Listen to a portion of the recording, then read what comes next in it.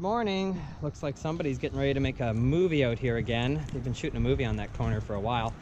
And I'm out with Chickpea and Ollie just for a morning walk. It's a rainy one today. And poor little Buttercup over there, Ollie, he had some issues this morning because he didn't want to come out and walk in the rain. He was lagging behind, so it took me a little bit to work him through it and get him moving. Funny thing about that is I didn't ask him, you know. I get a lot of owners that are like, oh, my dog, he doesn't go out in the rain, he hates the rain. Yeah, well, so a lot of dogs don't like the water, but tough luck. I didn't ask him, and you know, they're like, well, I try to get him out the door, but he won't go. Apparently that's every owner's voice. Well, you're not trying hard enough. If the dog puts on the brakes and you go, oh, I guess you don't want to go out today, well, then the dog's training you. And I thought I'd talk a little bit today about, originally my plan was to talk about the difference between how a trainer sees dogs, ownership, and your average pet owner. Sit. Chickpea. Thank you. Heel. And then I realized that would be very wrong because who am I to say how every dog trainer sees dog ownership? And I'm not going to put my my words into another trainer's mouth and speak for everybody else. That would be quite arrogant of me. So I will just talk about how I see the differences. And growing up, I had a friend whose dad was a corrections officer. And once I started getting tattoos, he started seeing me differently because his whole life was spent, you know, with dudes with tattoos and cells that he just assumed, oh, these guys, you know, anybody with a tattoo is a bad dude. So he started seeing me as maybe I was a bad dude and a bad influence on his kid. So I'm trying not to do the same thing with dogs because nobody calls a dog trainer if their dog is happy and friendly and easygoing. They call a dog trainer when their dog has problems.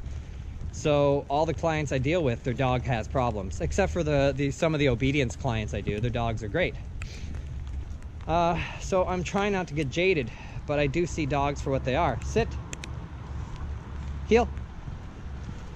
I don't think Ollie sat there. I just caught that out of the corner of my eye. Oh well. My hand's freezing and I just want to get this video done. But yeah, I mean, I don't want to see dogs as like, oh man, they're all aggressive, they all have problems, they're all messed up. Hold on, I gotta switch arms here, my arm's killing me. You know, so I try not to stay jaded and stay grounded because I know a lot of dogs are just awesome, friendly, easygoing dogs out there, but those aren't the dogs that I deal with most of the time. Now, I do definitely live with dogs a bit more structured, and I see dogs as pets. I mean, I do consider them a part of my family. You see me travel with them. I wouldn't think of going anywhere without my dogs. I love my dogs. But I do see it as animal ownership. Like, I see it as I own some pets.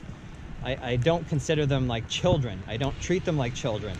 Things are way more structured, you know, so a lot of people just, you know, and if you've got that typical classic stereotype of a golden retriever that's super friendly and loves people and maybe jumps on guests when he gets excited, but everybody thinks that's cute because the dog's giving them a hug, well, then that's awesome. Great. You know, a lot of people have a dog like that they just see as like a fur child that runs around the house and just enjoys life the way they do. That's cool, and I have no problem with that, especially if the dog's friendly. What's it matter, right? Live with your dog however you want to live with your dog. Couldn't care less. But for me, it is absolutely like I'm keeping animals in the house, and animals act like animals, and animals do things like pee and poo in the house sometimes, or fight each other over resources and things like that. So I do see things as a bit more structured than probably your average pet owner out there. I would say that's probably fairly true for a lot of good dog trainers because we're well aware of what dogs are and what they're capable of and what their drives are. And they don't think like people and they don't act like people, and trainers should be well aware of that. So I feel like a lot of trainers are probably in the same ballpark as me, but I'm not going to speak for all of them. But just thought I'd share my 2 cents on, you know, kind of how I see dogs and the fact that I'm trying not to be jaded because I want to love all dogs out there. But some dogs got some serious problems, you know what I mean? Doesn't mean I can't love them, but gotta keep an eye on those ones. All right, so hopefully this footage turns out because this is my new Hero GoPro 6. Because my last one, after 4 months, crapped out on me. Shame on you, GoPro, shame on you. They used to make such a good product, and there's been lots of terrible reviews on the 6. Now the 6 has way better stabilization, so it's smoother when I use it. Hey, Ollie, what do you think you're doing, buddy? Now you can't wait to get home, huh?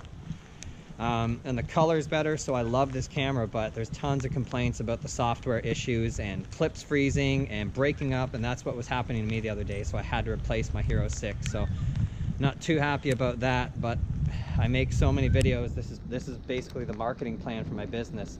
I have no choice but to have a camera, so had to bite the bullet and get a new one. Hopefully this one works well. Updated the software and everything this morning, so there should be no issues. All right, until the next video, see you later, guys.